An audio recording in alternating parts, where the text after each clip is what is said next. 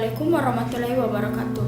Nama saya Putri Nurhadi Salukman dari kelas 01 Sarjana Terapan Tata Boga dengan NIM 21027601010. Pada kesempatan kali ini saya akan membawakan materi mengenai membaca kritis untuk menulis.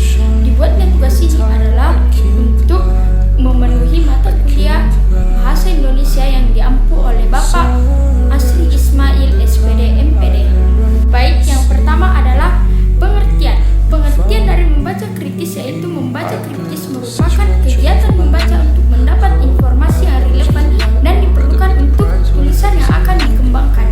Yang kedua adalah ragam membaca kritis. Ada berbagai ragam membaca kritis tergantung pada jenis informasi apa yang kita inginkan. Yang pertama adalah membaca cepat atau sekilas untuk mencari topik, yaitu dalam hal ini kita tidak perlu memfokuskan perhatian kita pada bagian-bagian tertentu. Kita bisa membaca tulisan dengan cepat secara sekilas dari awal sampai akhir. Yang kedua ada membaca cepat untuk informasi khusus. Membaca cepat juga bisa dilakukan kalau kita menginginkan informasi khusus dari sebuah tulisan. Perhatian kita hanya tertuju pada bagian yang kita inginkan. Yang ketiga adalah membaca teliti dalam informasi rinci. Dalam hal ini, kegiatan membaca kita akan difokuskan pada bagian yang mengandung informasi yang ingin kita ketahui secara rinci. Yang ketiga adalah kegiatan yang terdapat dalam membaca kritis. Ada 3 kegiatan yang terdapat dalam membaca kritis, yaitu yang pertama adalah membaca dengan berpikir. Membaca dengan berpikir hendaknya memikirkan persoalan-persoalan atau fakta-fakta yang ditampilkan dalam bacaan. Yang kedua adalah membaca dengan menganalisis, merupakan kunci membaca kritis. Dengan menganalisis, pembaca dapat mengetahui apakah gagasan atau fakta-fakta yang dikemukakan oleh pengarang sungguh sokong oleh detail yang diberikan atau tidak. Yang terakhir atau yang ketiga adalah membaca dengan penilaian. Tugas pembaca kritis adalah menilai fakta atau menyatakan yang dapat menyokong gagasan pokok yang dikemukakan.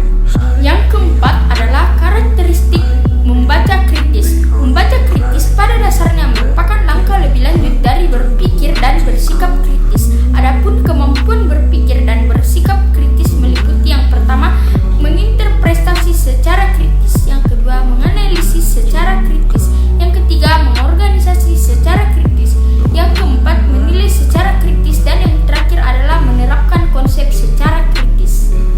Yang kelima adalah membaca tulisan atau artikel ilmiah. Membaca tulisan atau artikel ilmiah berbeda dengan membaca tulisan jenis lain karena jenis informasinya yang berbeda. Tulisan ilmiah biasanya berisi informasi yang merupakan hasil penelitian.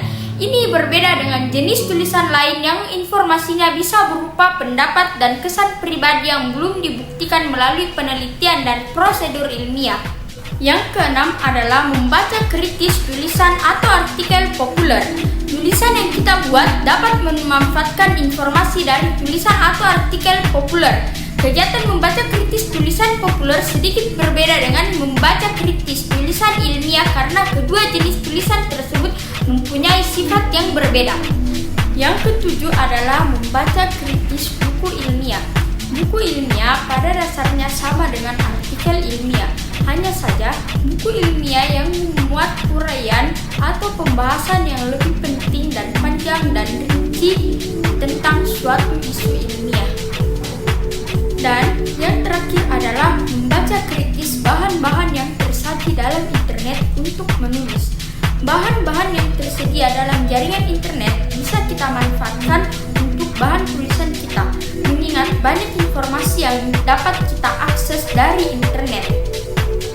Baiklah, demikian materi yang dapat saya sampaikan. Lebih dan kurangnya mohon dimaafkan. Assalamualaikum warahmatullahi wabarakatuh.